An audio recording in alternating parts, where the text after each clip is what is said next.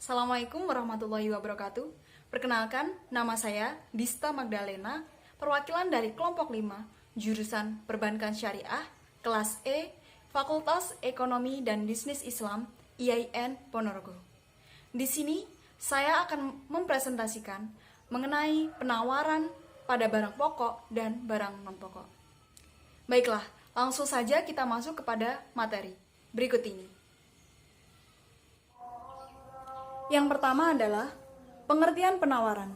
Penawaran diartikan sebagai jumlah barang yang diproduksi dan dijual oleh perusahaan. Dalam ilmu ekonomi, penawaran berarti banyaknya barang atau jasa yang ditawarkan oleh produsen kepada konsumen pada setiap tingkat harga selama periode waktu tertentu. Selanjutnya, hukum penawaran. Hukum penawaran menunjukkan hubungan harga dengan jumlah barang yang ditawarkan. Hukum penawaran berbunyi, jika harga turun, maka jumlah barang yang ditawarkan ikut turun. Dan sebaliknya, jika harga naik, maka jumlah barang yang ditawarkan akan naik. Selanjutnya adalah kurva penawaran. Kurva penawaran adalah suatu kurva yang menunjukkan hubungan antara harga barang dengan jumlah barang yang ditawarkan. Perhatikan gambar kurva berikut ini. Gambar ini menjelaskan bahwa pada saat harga P1, maka jumlah yang ditawarkan akan sebanyak H1. Namun, pada saat harga turun menjadi P2, maka jumlah yang ditawarkan akan turun menjadi H2. Gambar kurva penawaran tersebut merupakan garis linier atau garis lurus.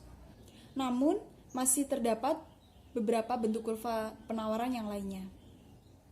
Materi berikutnya adalah faktor penawaran. Penawaran dan produksi mempunyai hubungan yang sangat erat. Hal-hal yang mendorong dan menghambat kegiatan produksi berpengaruh pada jumlah penawaran. Berikut ini adalah beberapa faktor yang mempengaruhi penawaran. Yang pertama adalah harga barang itu sendiri. Yang kedua, harga barang pengganti. Yang ketiga, biaya produksi. Yang keempat, kemajuan teknologi. Yang kelima, pajak. Yang keenam, perkiraan harga di masa depan. Dan yang ketujuh adalah kondisi alam. Selanjutnya, saya akan menjelaskan mengenai data penelitian yang telah kelompok kami lakukan pada penawaran. Responden barang pokok yang kami wawancarai merupakan ibu rumah tangga yang memiliki usaha toko kecil di rumah sebagai penyedia barang kebutuhan sehari-hari. Beliau bernama Ibu Rubiati. Usianya adalah 53 tahun, alamat toko, Desa Purworejo, Kecamatan Geger, Kabupaten Madiun. Barang yang dijual adalah antara lain gula, minyak goreng, gas LPG, kopi saset, mie instan, pasta gigi, teh, dan lain-lain. Sedangkan responden barang non-pokok yang kami wawancarai, yaitu merupakan salah satu mahasiswi di IAIN Ponorogo yang juga menjalankan bisnis penjualan masker serta obat herbal yang sasaran utamanya adalah sesama mahasiswa dan juga orang lanjut usia dengan menggunakan promosi secara daring atau media online. Berikutnya adalah data responden barang non-pokok. Beliau adalah Maidi Nur Alfilaila, berusia 19 tahun, alamat Desa Bangunrejo, Kecamatan Sukorejo, Ponorogo. Barang yang dijual antara lain spirulina, peninggi badan, paket pelangsing, Vitalin soft gel, paket mah, serta barang-barang herbal lainnya. Berikut ini adalah skedul penawaran harga pada barang pokok, yaitu gula, seharga 19.000 per kilogramnya dengan jumlah penawaran 5 kg selama 2 minggu. Lalu ada minyak goreng seharga 12.500 per liter dengan jumlah penawaran 12 liter dalam 2 minggu. Lalu mie instan dengan harga 2.500 per piece dengan jumlah penawaran 3 kardus dalam 1 bulan. Dan ada gas LPG seharga 20.000 per tabung dengan jumlah penawaran 10 tabung dalam 1 minggu. Selanjutnya kita akan membahas mengenai skedul penawaran harga pada barang non-pokok. Yang pertama adalah spirulina dengan harga 7.000 per piece dengan jumlah penawaran 100 piece dalam 1 bulan. Lalu teh herbal dengan harga Rp5.000 per piece, jumlah penawaran 40 saset per 1 bulannya. Dan yang terakhir adalah peninggi badan dengan harga Rp265.000 satu boxnya dengan jumlah penawaran 2 box dalam 1 bulan. Selanjutnya, hasil wawancara yang telah kami dapat mengenai barang pokok penjualan dalam 1 minggu. Bisa dilihat pada tabel berikut ini bahwa jumlah permintaan dalam 1 minggu cenderung berubah-ubah, naik dan turun. Namun, pada jumlah penawaran per minggu pada barang pokok yang telah kami wawancarai cenderung stabil atau sama, yaitu gas LPG adalah 10 tabung gas pada minggu pertama, kedua, sampai keempat. Dan gula pasir, jumlah penawarannya adalah 3 kg pada minggu pertama hingga minggu keempat. Dan hasil wawancara pada barang non-pokok yang kami peroleh dalam penjualan 1 minggu, yaitu spirulina, pada minggu pertama, jumlah penawarannya adalah 15 kapsul, dan itu terjadi selama 3 minggu hingga minggu ketiga. Lalu pada minggu keempat mengalami peningkatan, yaitu menjadi 18 kapsul per minggunya. Teh herbal pada minggu pertama hingga minggu ketiga jumlah penawarannya stabil, yaitu 10 piece per minggunya. Dan pada minggu keempat mengalami peningkatan, yaitu 12 piece dalam 1 minggu. Berdasarkan hasil wawancara yang telah kami peroleh, maka dapat disimpulkan faktor-faktor yang mempengaruhi naik turunnya jumlah penawaran pada barang pokok dan barang non-pokok antara lain adalah: yang pertama, harga barang itu sendiri. Ketika harga gas LPG dan harga gula pasir naik, maka jumlah yang ditawarkan penjual akan ikut naik. Hal itu dikarenakan penjual ingin memperoleh keuntungan yang besar, dan sebaliknya, jika harga turun, maka penjual akan mengurangi jumlah penawaran pada barang tersebut.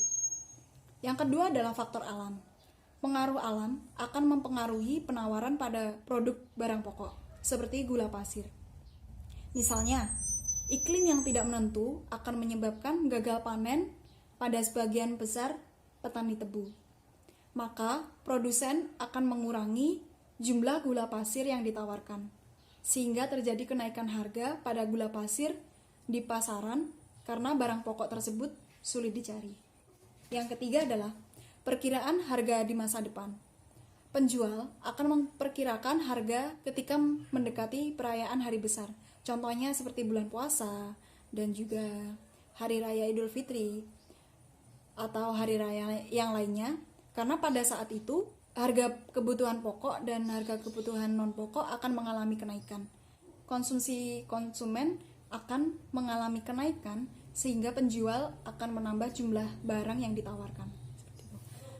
Yang keempat adalah jumlah penduduk. Berdasarkan keterangan responden, jumlah penduduk juga sangat mempengaruhi tingkat penawaran. Ketika penduduk bertambah, maka pemenuhan kebutuhan akan meningkat, sehingga barang yang menjadi alat pemenuh kebutuhan juga akan naik. Yang kelima adalah jumlah penjual. Jumlah penjual atau produsen sangat mempengaruhi penawaran. Jika penjual semakin banyak, maka produksi barang akan semakin meningkat, sehingga jumlah penjual juga dapat mempengaruhi besar kecilnya penawaran. Yang terakhir atau yang keenam adalah harapan mendapatkan keuntungan. Dengan harapan mendapatkan keuntungan yang banyak, maka produsen akan berlomba-lomba mengembangkan usahanya dengan banyak menyetok bahan-bahan yang tidak hanya sebagai keperluan dapur saja, seperti keperluan barang non-pokok lainnya akan ditambah pada toko tersebut. Sedangkan untuk bisnis Things Syariah, selain menjual produk kecantikan, namun juga mengembangkan usahanya dengan produk herbal untuk kesehatan. Selanjutnya adalah perbedaan kondisi penawaran pada barang pokok dan barang non-pokok. Karena perbedaan barang pokok yang pemenuhannya harus untuk segera dipenuhi, maka jumlah penawaran pada barang pokok lebih tinggi dari jumlah penawaran barang non-pokok. Serta cepatnya penjualan pada barang pokok menjadi faktor tinggi penawaran barang pokok. Dari produk gula dan gas LPG, hampir tidak ada produk pesaing lainnya yang memiliki harga lebih murah, sehingga konsumen akan tetap menggunakan produk tersebut. Sedangkan spirulina dan teh herbal merupakan barang yang tidak akan menghambat aktivitas manusia apabila tidak segera untuk dipenuhi.